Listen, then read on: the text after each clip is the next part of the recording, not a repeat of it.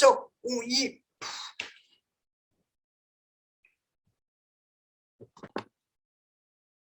Hi, Kate here with another video. Hope everyone is doing well. If you enjoy my content, please like and subscribe. Helps me build the channel. And I'm now on Rumble. I'm posting my videos on Rumble, which is a censorship-free platform. Especially I'm putting my more controversial, inflammatory content on Rumble, but I'll put both on. Otherwise, I'll put it on both channels. My videos on both channels. Hope everyone's doing well. This is on Noam Chomsky, my breakup letter with Noam Chomsky. I mean, I don't personally know the guy, but I was a big Chomsky fan, and this is not a hard, deep analysis of Chomsky and his thought. That I may do that in the future, but there's a little bit of how I encountered him and his influence on my thinking, and more on influence on a lot of other radicalizing people. So I was kind of a leftist back in high school, maybe even late grade school. I talked a little bit about my high school experiences. We moved around a lot. I was bullied a lot. I was pretty withdrawn. I was drawn towards left-wing politics somewhat in later high school. I became kind of more politically aware. My dad was politically all over the place. Some ways he was kind of very left-wing. He was very critical of both political parties, of corruption of corporate America. And we talk about at the dinner table. Other areas, he was very right-wing, super anti-drug, very, very conservative. I picked up on the left-wing parts of my dad's thinking. My sister picked up on more conservative parts. We built kind of ran with it. My dad had these books from the 60s by Jerry Rubin, Abby Hoffman. This was decades after this time, but like one book, Revolution for the Hell of It, or Burn This Book. And I read this stuff, and it was really intriguing. Like, I thought it was more fun to be a radical. Like, it was boring to be a more middle-class conservative, like my dad kind of was. It was kind of boring to be that way. It's more fun to be a radical. Also, moral is really horrible what the US was doing. I gradually picked this up. Late high school, I had an English teacher in one school I went to, Gene Novogradsky. He was a socialist, interesting guy. He used to take a bunch of us, like, not everybody, a small group of kids who are a little more brighter or more aware, take to see foreign movies. This small indie cinema, so like a Fellini and Godard films, and we talk about it afterwards. It was really interesting. And then college, I went to college like on and off, and I was involved in a couple environmental groups and social justice groups. I wasn't heavily involved. I was a little nervous about far left-wing politics. It was probably parental conditioning. It took me a while to shut that off. It was a little scary to me to be on the radical left. I kind of was attracted to it, but it was a little scary to me. Okay, anyway, I moved to the radical left by fits and starts. It was a kind of a process. So I encountered Noam Chomsky, the writing of Noam Chomsky, a little bit later. A little while after college, I got a job at a bookstore. As you can see behind me, I'm a huge bibliophile. I got a job at the Dartmouth bookstore in Hanover, New Hampshire, associated with Dartmouth College. It wasn't owned by Dartmouth. It was like an indie bookstore, supposedly, but we had a textbook section where customers would buy books.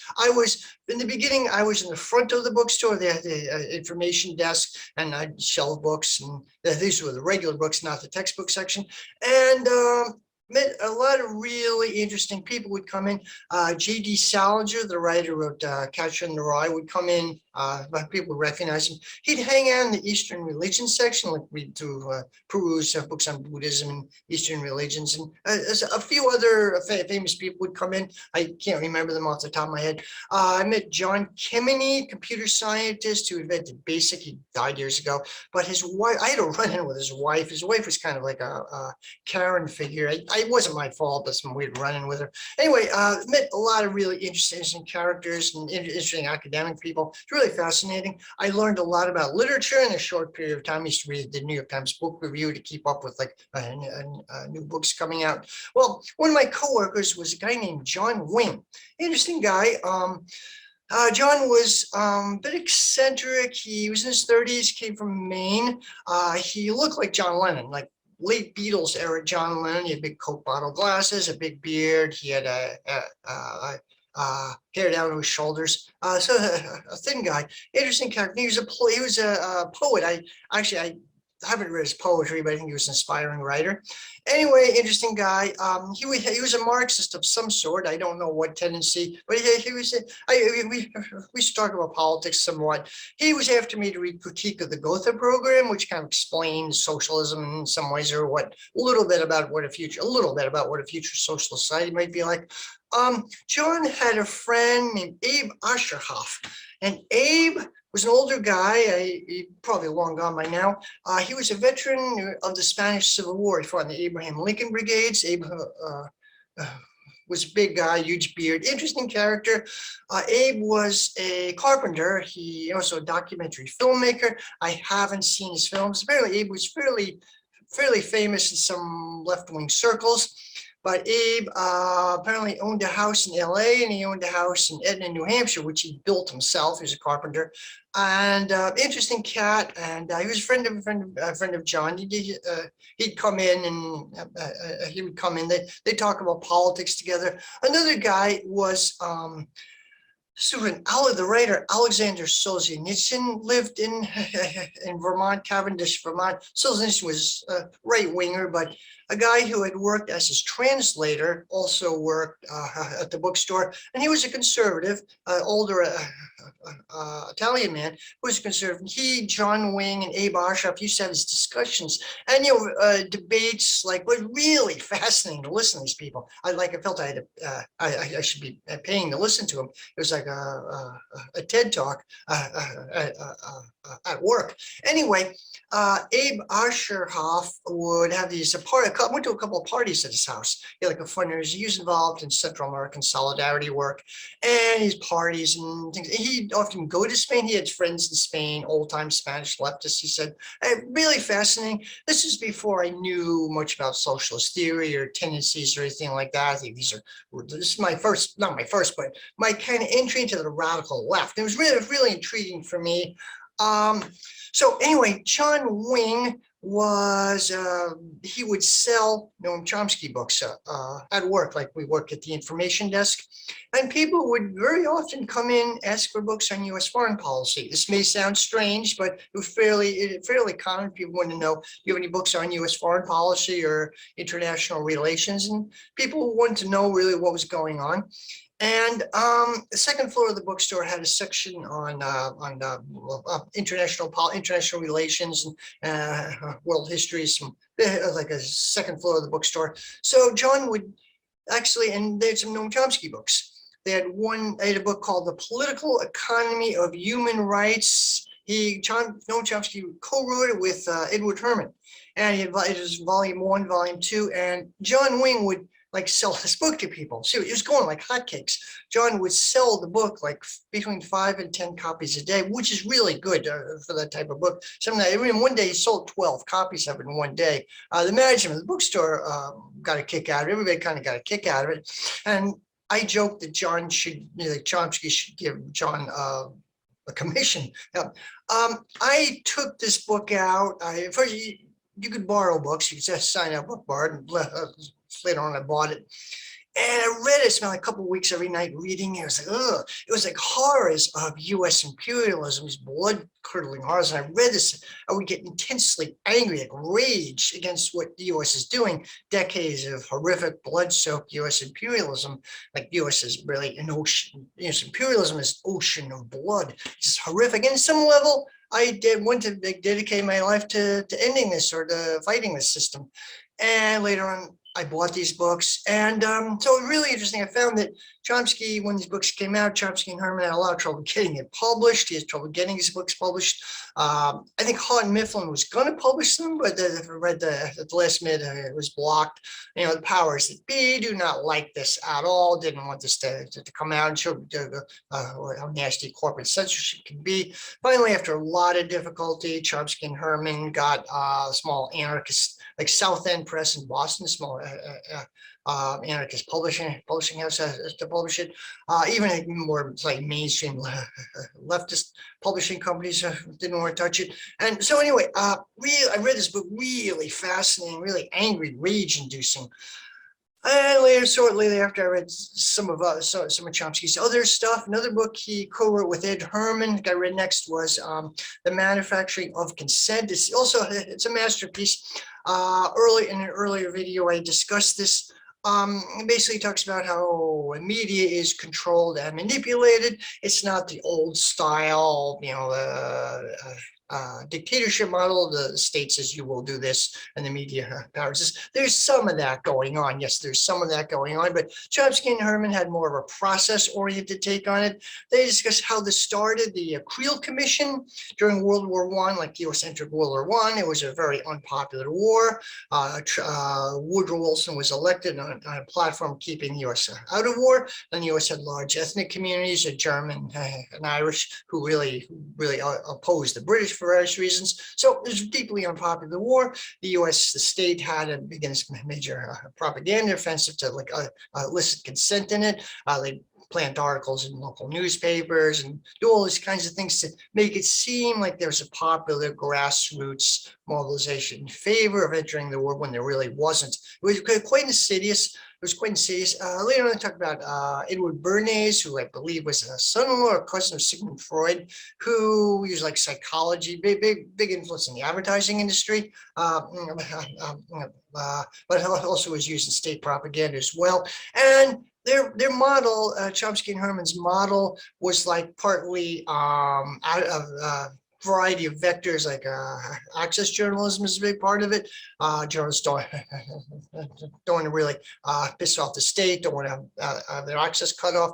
That is a big part of it. Concentration of ownership. It's subtly made clear what are the parameters of debate, and journalists have very quickly internalized these ideas. It's really interesting. I discussed this in an earlier video. The book is a bit dated because the U.S. media is far more controlled than it was back in the 1980s when this book came out. Under the Clinton administration, there were waves of media consolidation, of course. In the 1996 Telecommunications Act, the U.S. media is really owned by a tiny group of billionaires. When you really get down to it, either right or left, they're really owned by a tiny group of people. The constraints to manufacturing of consent is even more sophisticated, more deeper, and more insidious. Alternate voices are constantly attacked. Alternate media is constantly being attacked. It's really interesting. There's been other work by other scholars which carry this somewhat. So it's somewhat dated, but I think it's a masterpiece. Jimmy Dore references manufacturing consent a lot. And it's kind of very ironic that Chomsky himself has become part of what he was criticizing. As I understand the book Manufacturing Consent, it was mostly written by Ed Herman. He's given more credit in it, but it is really worth reading. Some other books by Chomsky. I read a fair amount of his stuff. I don't remember all of it at the time. At the time, I think the next book I read around that time was The New Mandarins and U.S. Power. I think he wrote in the mid-1960s, talking about how intellectuals gravitate towards state power. It was kind of Mandarin from Confucian China. There's a Confucian scholar elite who ran the country. Then France had kind of an unofficial system, like a technocratic system like that. And the Mandarins in the U.S. case, like intellectuals who maybe started off kind of leftist or adversarial, they were brought in like intellectuals gravitate towards state power. Chomsky was very critical of Stalinism. That is, intellectuals in the 30s would be critical of state power, but then they'd become part of it. And he saw this as sort of insidious Stalinist process. They intellectuals would gravitate towards power for radical politics, but when that didn't work, they tried another avenue. I don't know if I agree with him, but that was definitely his take.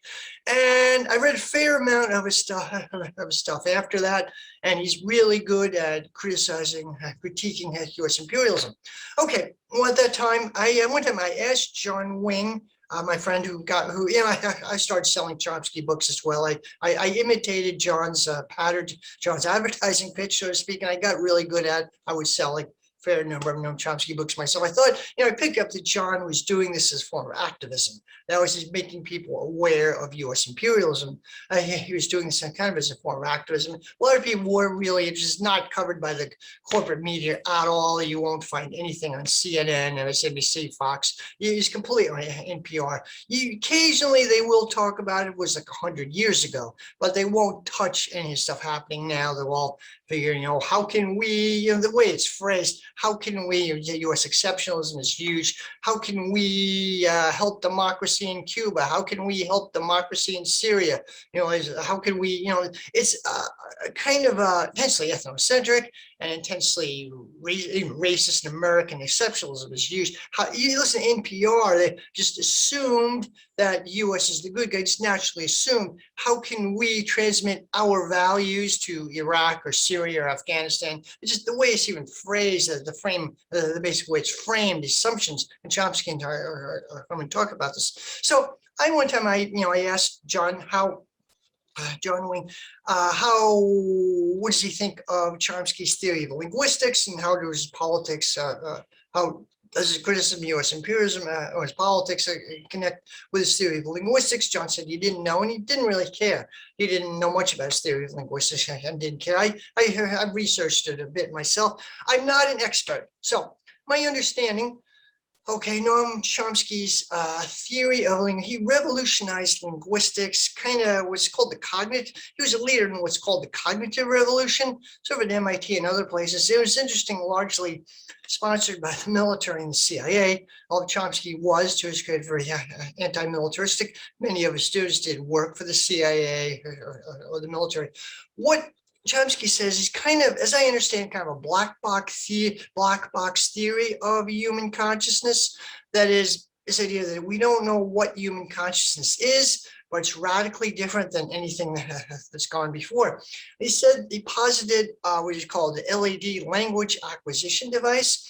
He thought there was essentially software, and he used this term, the software in the human brain, which enables, which other animals don't have, which enables us to learn language. Like a young child at a certain age rapidly assimilates language. Is turned on, this language LED is turned on, kids rapidly try to assimilate and learn a language. He thought that there's really not that much difference between different human languages. Like according to his theory, there's only one language, really. There's many variations of it, but there's only one language. And the details don't even really matter, but children at a certain age are programmed to begin assimilating structures of language. You talk about deep grammar or generative grammar. There's deep structures in language. Interesting stuff.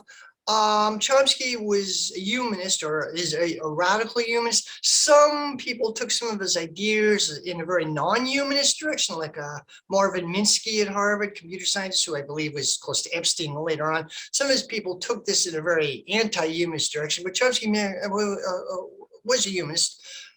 He had a debate with Foucault, a famous debate with Foucault, Michel Foucault, the famous French philosopher. I saw parts of it, haven't seen a lot of it. Kind of Chomsky would be a humanist, and Foucault was kind of an anti-humanist, or I might say an anti-humanist. Like Foucault would go, followers of Foucault would be kind of against animal rights. Followers of Foucault would be more in favor of animal rights. Like Foucault would say that he was an anti-humanist, that any philosophy which put humans at the pinnacle of creation or whatever would be inherently reactionary. Well, Chomsky strongly disagreed with this. Interesting stuff. His debate is on YouTube. I've seen parts of it, not the whole thing. Used to have huge debates with friends of mine years ago on animal rights and animal cognition. We used one of the things you debate about 2 or 3 in the morning. Chomsky also had a debate with Jean Piaget, the Swiss educator. As far as I know, Piaget is not taught. Piaget had a developmental stage of human development of children.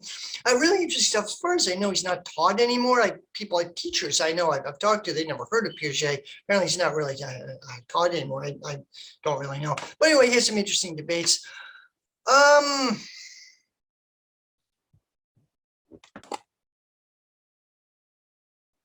Okay, there's some criticisms of Chomsky from the left, saying this cognitive revolution had a very bad effect on the left. Like Chomsky took, as I understand, took linguistics and moved it from social sciences to the hard sciences, to like a purely like abstract mathematical model of linguistics. And I'm not remotely a math person. I don't pretend to understand this.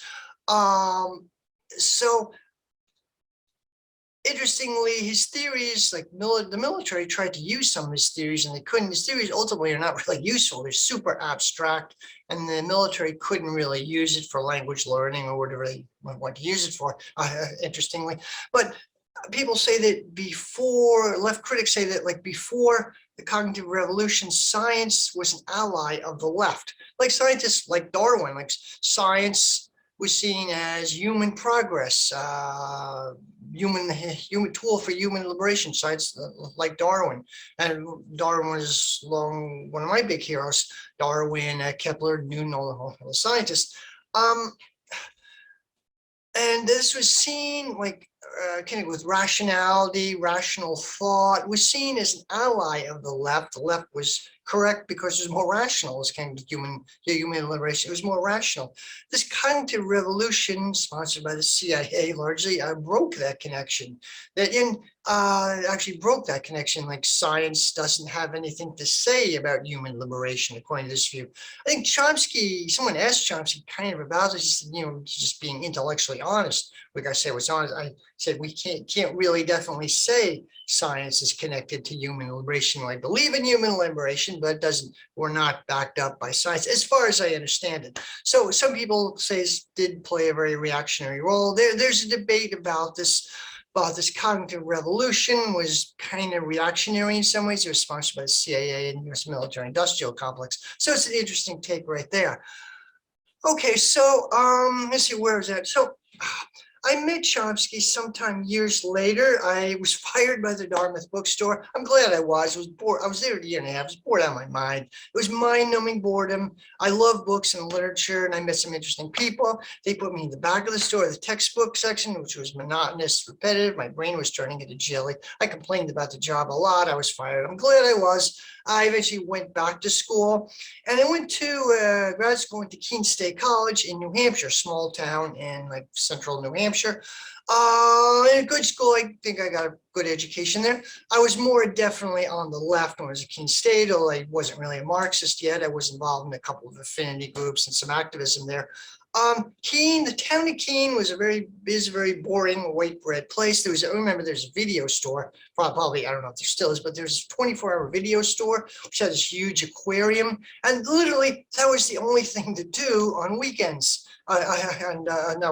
Weekend, Saturday, Friday, and Saturday night, college students would go to this video store and watch the fish in the aquarium. It's that kind of town, really boring.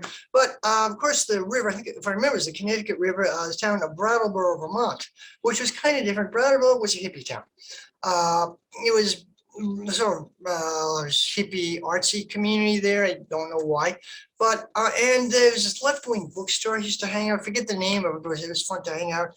And one event there, Chomsky spoke. Noam Chomsky spoke. I heard him. I actually recorded him. I got his permission. It was really interesting talking about U.S. imperialism, and I forget even what he talked about, but exactly, I have it packed away, my recording somewhere, some file somewhere. Anyway, really fascinating. I briefly chatted with him afterwards. Like I thought I asked him something about splits within imperialism, and we went to a World War I, pre-World War I situation. That was the way I was thinking back then. I just wanted to ask Chomsky a question, really. So he gave me an interesting answer. Sometime later, I actually wrote him a fan letter, and he brief letters. I admire your work, and do you have any advice for an educator, someone going into teaching? He sent me a really nice letter back. I have it packed away someplace. Okay, so fast forward. No, anyway, yeah, okay. Okay, well, think about Chomsky, his exact politics. He was kind of vague on it. he regarded himself as he was a libertarian socialist. And for a long time, I regarded myself as like a libertarian socialist. There's still large numbers of young people on the left who became claim they're libertarian socialists. They became radicalized through reading Chomsky. And he's been a fairly prolific writer. He kind of denies that he is. He denies what he actually is. To his credit, he goes out of the way to avoid building a personality cult around himself. I noticed this happening to his credit. But okay, he's not a Marxist. He doesn't like Marxism. He's said many times he's never read Marx. He maybe has more recently, but this is interesting because he reads everything. I mean, he's constantly referencing things he's read, and seems like an extremely erudite, well-informed person, but he's never read Marx. Like, he's deliberately made a decision not to read Marx. One time later on, he did. He talked about Marx's Capital, or Das Kapital by Marx, and it was very he kind of dismisses it. Like, Marx wrote a very abstract analysis of 19th century capitalism. Like, he's kind of sneering at it a bit. So, he doesn't engage. He did favorably reference a few like left communists or council communists, the Dutch-German council communist movement. This guy, Anton Pannekoek, who was an astronomer at the Berlin Observatory, which was famous back in the day.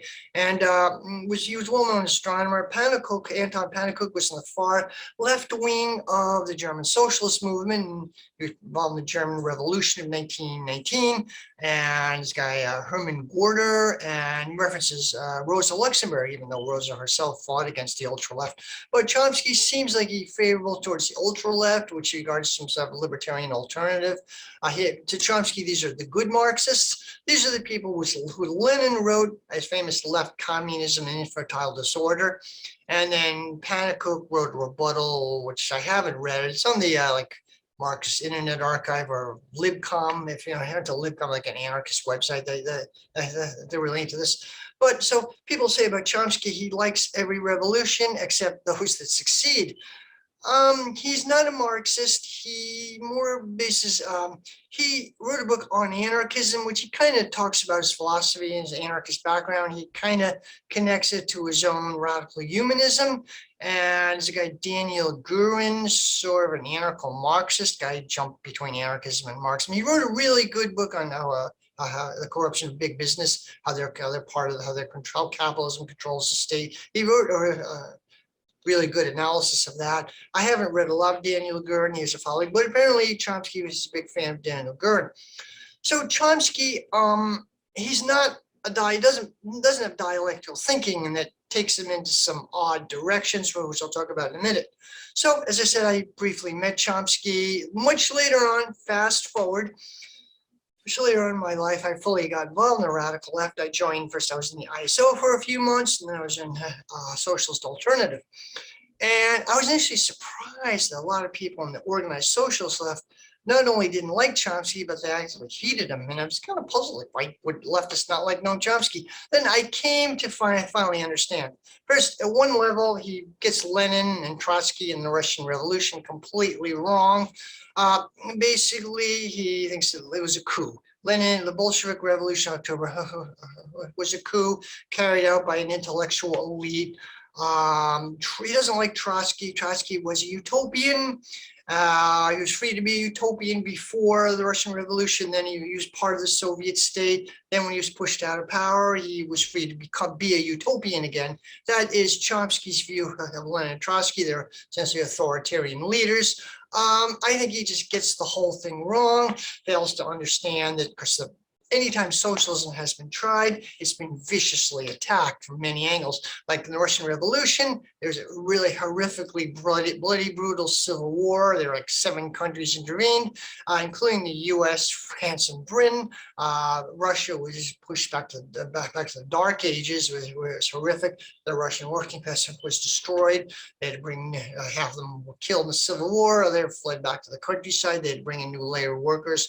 Like, it was a horrific mess. US. And a similar thing happened elsewhere, Venezuela, Cuba, any other place. Socialism has been tried, it was and is viciously attacked. So Chomsky doesn't fully weigh that in. I sort of admire his pushback against authoritarianism. I kind of get that, but he doesn't really understand the revolution itself is the most authoritarian thing there is. Also, the fact that he's not a Marxist. His philosophy is pragmatism. John Dewey, he's a fan of John Dewey, an educator who's like a Fabian socialist. John Dewey was pragmatism, like philosophy, and it takes him into some weird directions. Like, for example, I remember in 2004, I live in the Boston area. I almost voted for John Kerry. Chomsky had this article in The Nation saying basically you should vote for John Kerry. Like the year 2000, the Green Party did, Ralph Nader did really well. That was their high point. People were disgusted at Clinton, the NAFTA, and the trade agreements, really, and the sleaze. People were disgusted at Clinton, and Bush didn't seem too likable. A lot of people did go, and there was attempts to form a Labor Party, a third party movement, and Ralph Nader did really well. But 2000, I don't know what Chomsky's thought on that was, but 2004, when I started reading him again, he was voting for Al Gore. Voting for John Kerry. He had a sort of Overton window, like he talking about the floor of the cage. We're in a cage. Okay, he said, under capitalism, we're in a cage. You can't break the cage right now, but you expand the window, expand the floor of the cage, more room in the cage. He thought you have to tell working people, like, yeah, this is what we can offer you something, not have some, what Chomsky says, sterile, ultra left. Well, Chomsky got this wrong, and theme in some of my earlier videos, because he doesn't have go through dialectical thinking. He didn't understand the Democratic Party. I say I see it, and many other people on the radical left see is the main problem. Is Democrats, yeah, they're more quote progressive, but their job is to co-opt and marginalize progressive energies, the graveyard of social movements. We've seen this happen with Black Lives Matter movement very recently. They co-opt and marginalize groups. People vote for AOC or the Squad. They deliberately don't go anywhere. They're standing there. They were repping for Biden. AOC said, oh, Biden's the most progressive. Or Bernie said, Biden's going to be the most progressive president with FDR. That's utter bullshit. It's very obvious it's going to be utter bullshit. And the left wing of the Democratic Party is just keep people in the Democratic Party. The Democratic Party manages to prevent working class fight back. Like other countries, Europe or elsewhere, huge mass protests against austerity, against various things. This is not happening in the US, largely because of the role of the Democratic Party, not just the party, like the NGOs and media, which are all aligned with the party. And Chomsky, they play a very destructive role. Chomsky doesn't seem to get this. He takes it on the surface, like an impressionistic view. The Democrats are more to the left and the Republicans are obviously bad. So you want to move things a little further ahead. And he thinks voting doesn't really matter that much. Other than, yeah, I get that, but so, really, and anyway, 2004, I almost voted for John Kerry. I didn't. I voted for Nader. I joined a socialist organization a little while later. I joined Nader. I had a coworker at that time who got me interested in Trotsky's politics, Bob Kahanian. Interesting cat. I don't think he graduated from high school, but Bob was a walking encyclopedia of philosophy in general and leftist politics. He gave me his dog-eared copy of Isaac Deutsch's biography of Trotsky. Bob was a Spartan sympathizer. I subscribed to the Spartacus League. I subscribed to Workers' Vanguard for a time.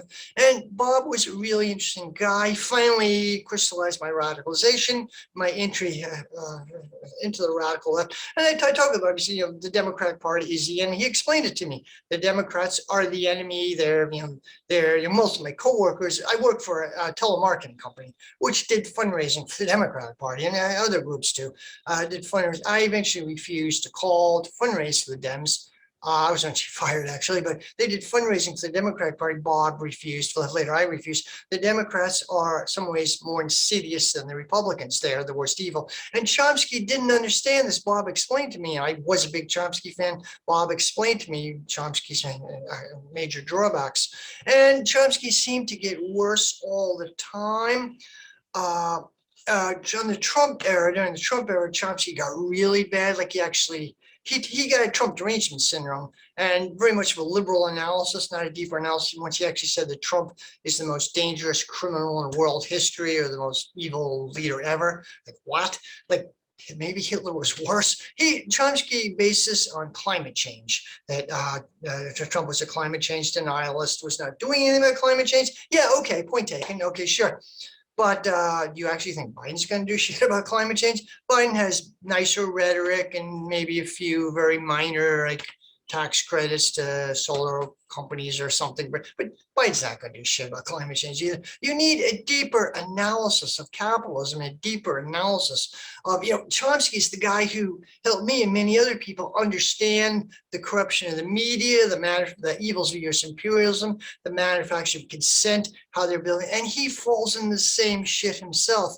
Michael Parente, I haven't read a lot of Parente. I read some essays. I read a really good book by him, and I forget the name of it. It's about kind of the corruption of U.S. politics, basically, one of his earlier books. I wish I could think of it really good. I admit I haven't read a lot of Parente, but in some ways Parente is like the anti-Chomsky. He does call out.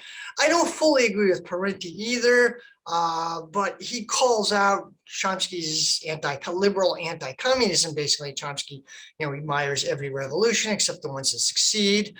He just gets Lenin Marxism completely wrong. And Parente does have a really interesting take on it. I haven't read a lot of Parente, but so Parente's the anti-Chomsky.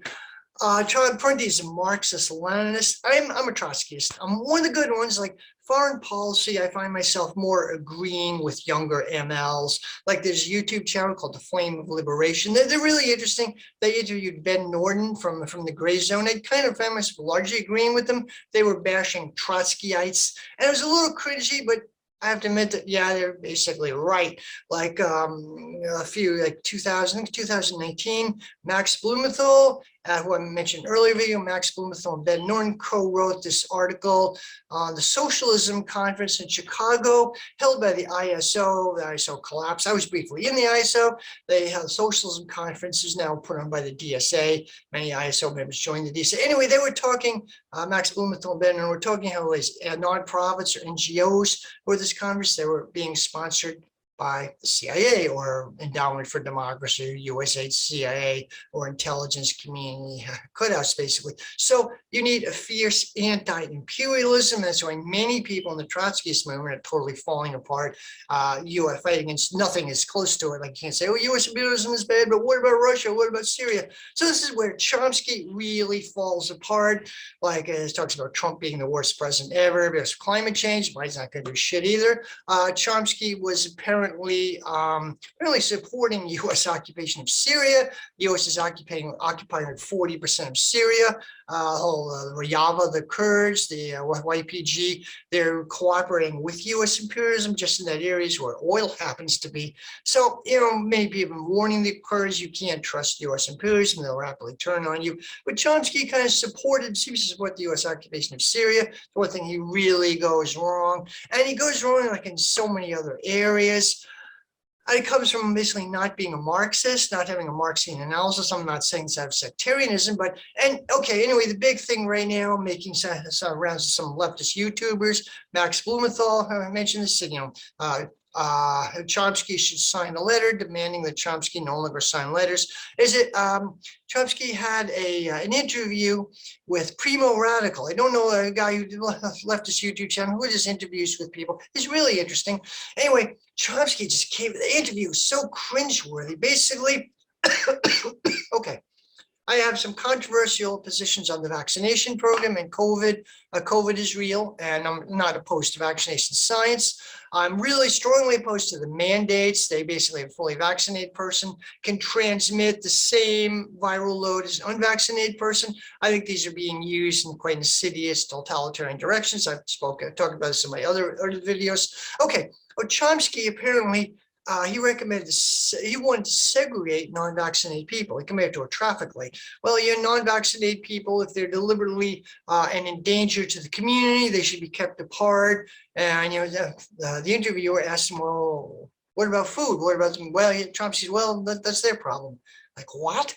Was Chomsky aware that In New York City, 70% of all African Americans are not fully vaxxed or can't get vaccination cards as a form of segregation. And I believe nationwide it's the same thing, about 70 to 80% of all African Americans aren't fully vaxxed. Does he want all these people to be segregated? Seriously, to be denied food?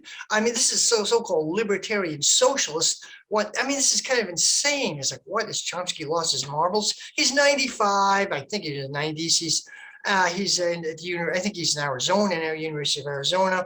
And I felt it's so sad watching this interview.